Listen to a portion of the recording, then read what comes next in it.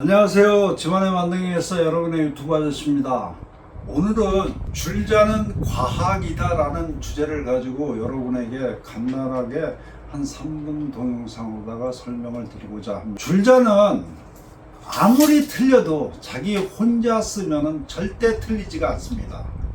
그런데 줄자는 혼자 쓸 수 있는 것이 아니고 여러 가지의 제품이 있기 때문에 각각 줄자가 틀린다면은 엄청난 오차가 생기는 겁니다. 자, 하나하나 설명드릴게요. 줄자를 보면은 요게 요렇게 움직입니다. 이게 왜 그럴까요?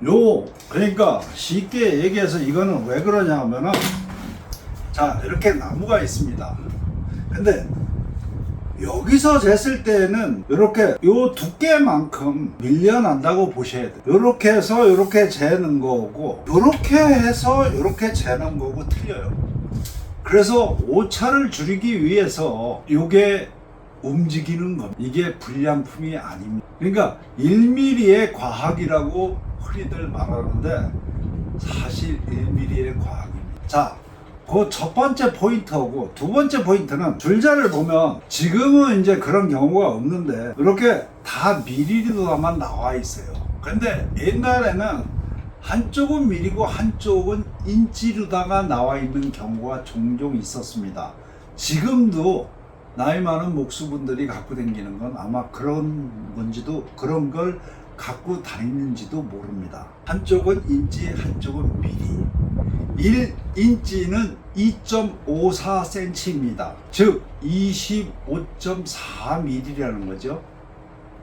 자, 두 번째, 이 줄자에 보면 항상 요게 7.5m하고 25mm라고 써 있는 요 포인트가 있어요. 그럼 도대체 이 25mm는 뭔가? 25mm는 별거 아니고 요 줄자의 넓이를 얘기하는 겁니다. 요게 25mm예요. 그리고 여기 줄자에는 안 써 있는데 또 어떤 줄자에 보면은 65mm라고 써 있는 경우가 종종 있어요. 65mm도 있고 55mm도 있고 70mm도 있고. 그러면 그건 도대체 뭐냐? 라고 질문을 하실 수 있습니다. 자, 우리가 알고 있는 그 65mm는 뭘까요? 간단합니다. 요렇게 있고 요렇게 여기 내경을 재야 되는데 내경을 재려고 하면 이렇게 꺾이고 정확하지 않습니다. 아마추어가 재기에는 사실 몇 미리, 1mm, 2mm 차이가 날 수 있습니다. 그걸 방지하기 위해서 나온 게 그 65mm라는 타이틀입니다. 그거는 무슨 의미냐면 요렇게 재가지고 요 끝선에 연결하면은 380인데 380에다가 65mm를 더 하면은 여기까지의 내경이 정확히 나오는 겁니다. 아마 이거는 알고 계신 분이 그렇게 흔치 않을 겁니다. 그리고 요즘 줄자가 좋은 거는 그렇게 써 있는데 웬만한 건 그게 안 써져 있어요. 근데 사실은 제가 생각할 때도 써 있어야 정상입니다. 왜? 줄자를 재다 보면은 이렇게 해가지고 이렇게 내경을 재다 보면은 저도 그렇고 웬만큼 눈썰미 있는 사람은 아닌 이상 1, 2mm 오차는 충분히 납니다. 그것을 방지하기 위해서 이렇게 해가지고 요 끝선까지 딱 댔을 때 그 65mm라고 써 있는 줄자는 요 380에다가 65mm를 더하면 445mm가 나오는 겁니다. 즉 여기서 여기까지는 445mm라는 거죠.